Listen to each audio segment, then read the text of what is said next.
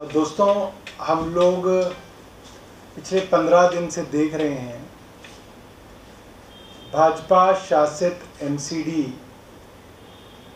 और दिल्ली पुलिस मिलकर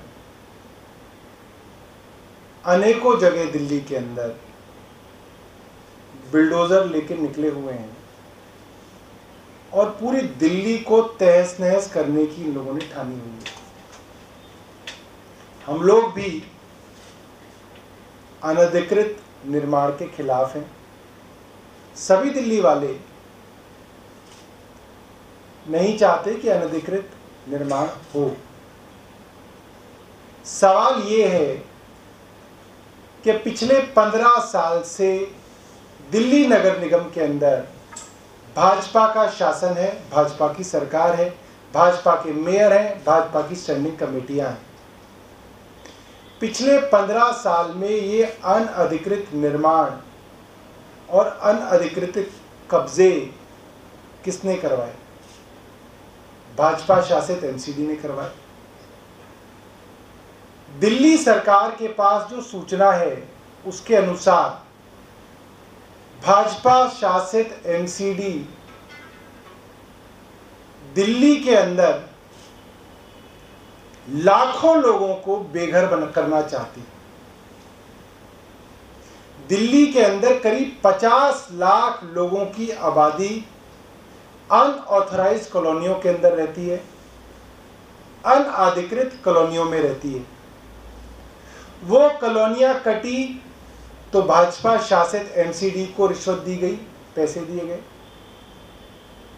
उन कॉलोनियों के अंदर जब निर्माण हुआ तो भाजपा शासित एमसीडी के अधिकारियों को, जेई को, काउंसलर से लेकर ऊपर तक के चुने हुए सदस्यों को, भाजपा के लोगों को पैसे दिए। जब पैसे पहुंचे तो कॉलोनियां कट पाई, जब पैसे पहुंचे तो इमारतें बन पाई। नोटिस भी दिए गए, उसके बाद भी इमारतें बनी। तो सवाल भाजपा के ऊपर यह है कि 50 लाख तक की आबादी अनअधिकृत कॉलोनियों में रहती है। करीब 1750 ऐसी कॉलोनियां हैं। सैकड़ों झुग्गी क्लस्टर हैं, उनके अंदर दिल्ली की करीब 10 लाख आबादी रहती है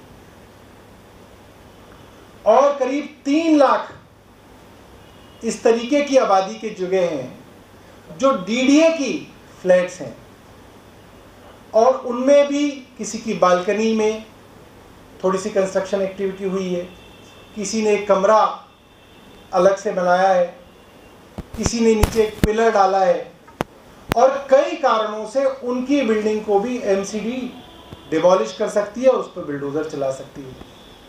तो कहने का मतलब है करीब 63 लाख लोग दिल्ली के अंदर ऐसे हैं जिन पर भाजपा शासित एमसीडी बिल्डोजर चलाकर उनके काम धंधे बर्बाद करना चाहती है, उनको बेघर करना चाहती है, उनको सड़क पर लाना चाहती है। कुल मिलाकर पूरी दिल्ली को ध्वस्त करने की, पूरी दिल्ली को बर्बाद करने की, पूरी दिल्ली को तहस नहस करने का प्लान दिल्ली की भाजपा की एमसीडी ने बनाया है। हम ये कहना चाहते हैं, जब किसी रोड के ऊपर अनअधिकृत निर्माण हुआ तो एमसीडी की मर्जी से हुआ। एमसीडी ने मोटी रिश्वत खाकर वो निर्माण किया।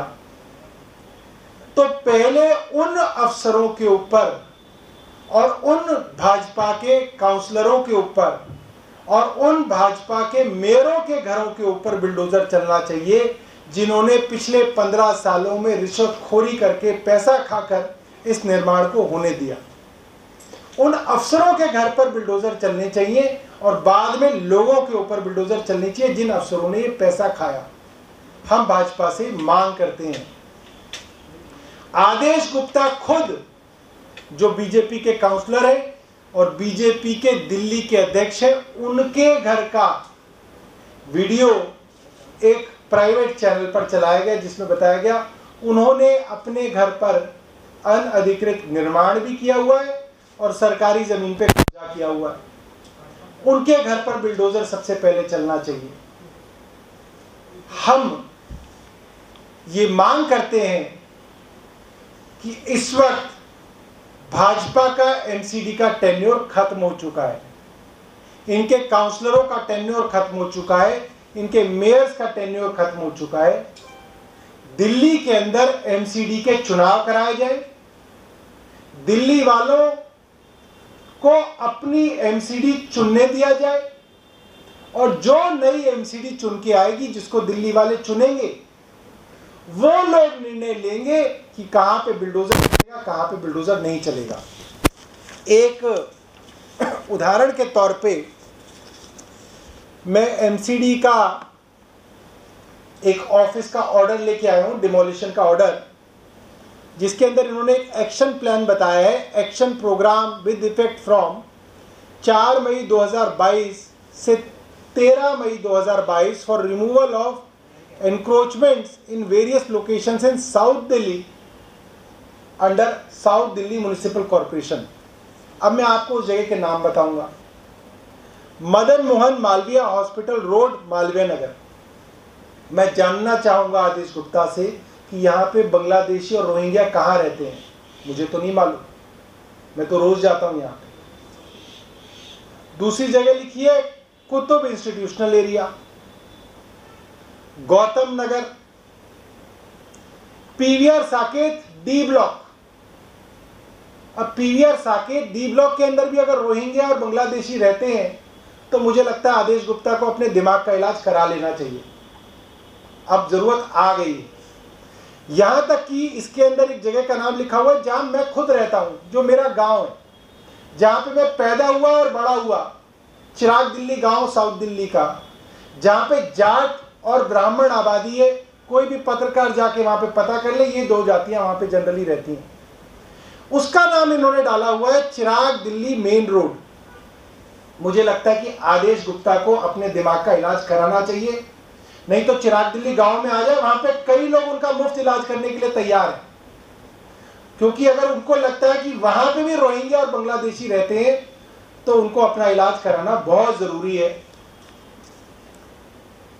आगे लिखा है Arjangarh metro station, D1 D2 market Vasant Kunj, यहां पे रोहिंग्या और बांग्लादेशी रहते हैं।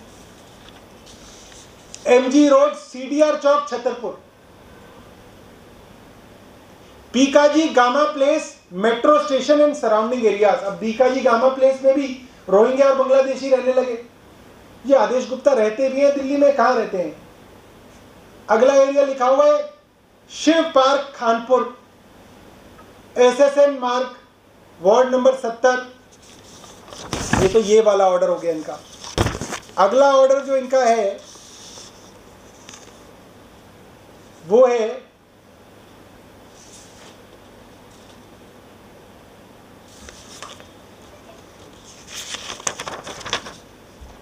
यूसुफ सराय मार्केट। मुझे लगता है कि मुझे तो 10 सालों हो गए यूसुफ सराय मार्केट के सामने से गुजरते हुए। एम्स के साथ जो इलाका है वहां पे वहां कोई गुंजाइश ही नहीं है कोई यूसुफ सराय मार्केट के अंदर कोई बांग्लादेशी और रोहिंग्या आके रह ले या वहां पे कोई कब्जा कर ले। Archini village to PTS police training centre जो है, पुलिस ट्रेनिंग कॉलोनी जो है, वहां से लेकर पुलिस ट्रेनिंग स्कूल रोड से लेकर अर्चिनी गांव, MB road, Mehrauli Badarpur road, Malviya Nagar main market.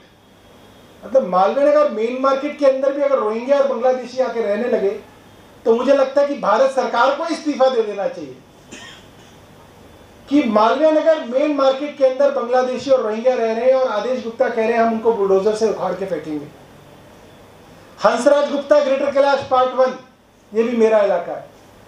Hansraj Gupta वो है जहां पे NDTV का ऑफिस है, वो रोड है, उसके ऊपर ये कह रहे हैं कि वहां पे रोहिंग्या और बांग्लादेशी आके रह रहे हैं। Indra Mohan Bhardwaj road GK2 greater Kailash part 2, Savitri cinema से लेकर तारा अपार्टमेंट तक जो रोड है उसको इंद्र मोहन भारद्वाज रोड बोलते हैं। उसके इधर दोनों तरफ GK की कोठियां हैं और आगे चले जाओगे तो वहां पे गंगोत्री अपार्टमेंट, शिवालिक अपार्टमेंट, तारा अपार्टमेंट तक है। वहां गुंजाइश ही नहीं है कि कोई रोहिंग्या कोई बांग्लादेशी आके अपनी झुग्गी डाल ले या वहां पे कोई दुकान चला ले। फिर आगे है वाई पॉइंट नियर छतरपुर मंदिर। अब मुझे लग रहा है कि इतना भी मामला बुरा नहीं हुआ कि अब छतरपुर मंदिर के सामने रोहिंग्या और बांग्लादेशी आकर रहेंगे। तो हम इस बात को आज साबित कर रहे हैं कि ये पूरी की पूरी ड्राइव जो भाजपा चला रही है वो सिर्फ इसलिए चला रही है कि लोगों को डरा धमकाकर उनसे पैसे लिए जा सके, उनको नोटिस दिखाकर उनसे पैसे लिए जा सके, और जो आदमी पैसा ना दे उसको बुलडोजर दिखाकर उसको डराया धमकाया जा सके। बहुत बहुत धन्यवाद।